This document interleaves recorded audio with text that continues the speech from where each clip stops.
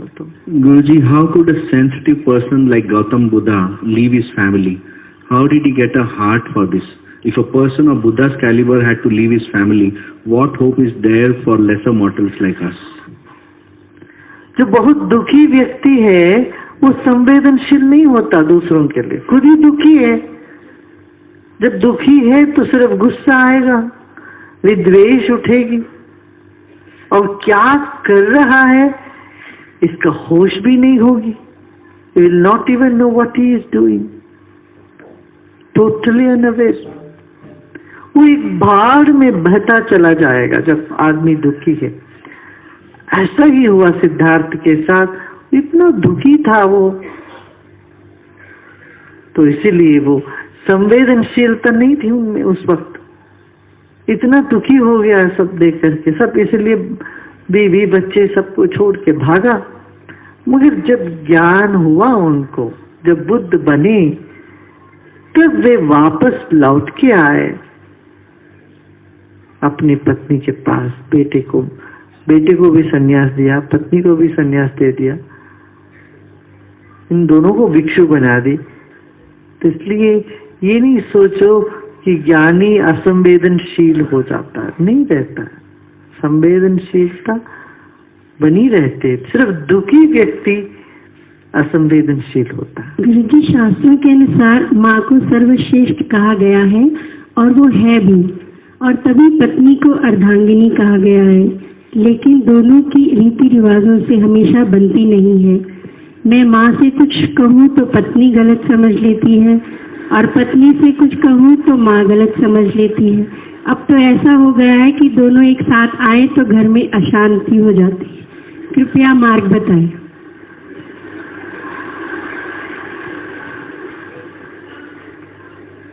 बस भाई, इस परिस्थिति से मैं परिचित नहीं हूँ।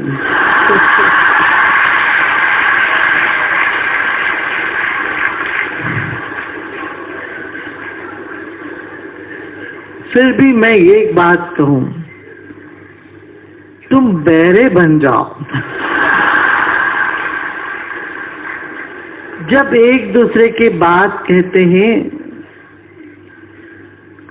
ऐसे सुनो जैसे सुना ही नहीं।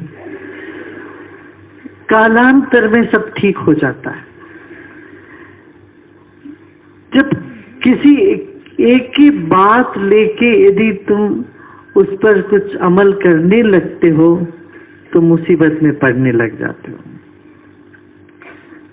सिर्फ पत्नी और माँ की बात नहीं, दुनिया में कहीं भी किसी भी एक पक्ष की बात को हम लेते हैं और दूसरे पक्ष के लिए कान नहीं देते, माने दूसरे पक्ष को नहीं सुनते हैं, तो कहीं ना कहीं गड़बड़ होता है। इसलिए तुम्हें बड़े संवेदनशील रहना पड़ेगा। किसी का मन कब कैसा होता है ये तुम्हें पता नहीं। इसलिए तुम्हें भगवान के भरोसे नाप तोल के बातें करनी पड़ेगी, और जब भी झंझट की बात हो तो ज्ञान में लेके आओ। सिर्फ ज्ञान की बातों से ही दुनियादारी की उलझन से ऊपर उठ सकते हैं। कोई समझा बुझाने से कभी संभव होता ही नहीं, दुखी हो जाते हैं और तुम दोनों तरह से पिट जाओगे फिर, नहीं तो। इसलिए पत्नी को समझाओ, माँ बड़ी है, माँ को सम्मान करो। माँ को समझाओ तो छोटी है, इसको अभी मैच्योरिटी नहीं है, इसको थोड़ा सा तुम भी किसी तरह से सह लो बोलना। तो इस तरह से दोनों तरह से सहन शक्ति को बढ़ाने के लिए ही तो सुदर्शन क्रिया करा दो दोनों को।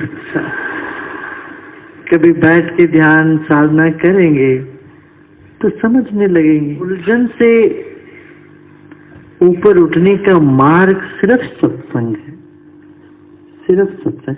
और सत्संग के बावजूद भी यदि उलझन रहे तो ये कर्म फल है, उसमें तुम्हें ये नहीं करो। तुम जो करना तुमने कर लिया, आप और कुछ उसको स्वीकार करना चाहिए, ऐसा है। एओएल में आकर बहुत प्रसन्न हूँ। दिन में 15 मानिकचंद गुटखा खाता था। और अब 9 महीने हो गए छोड़ दिया है, और हर महीने जो पैसे बचते हैं उससे वो निश्चय किया है कि अनाथ बच्चों के स्कूल को दे दूंगा। आगे गुरुजी जा करके ऐसी शक्ति दें कि फिर से मैं गुटखा ना खाऊं और समाज के लिए कुछ कर पाऊं।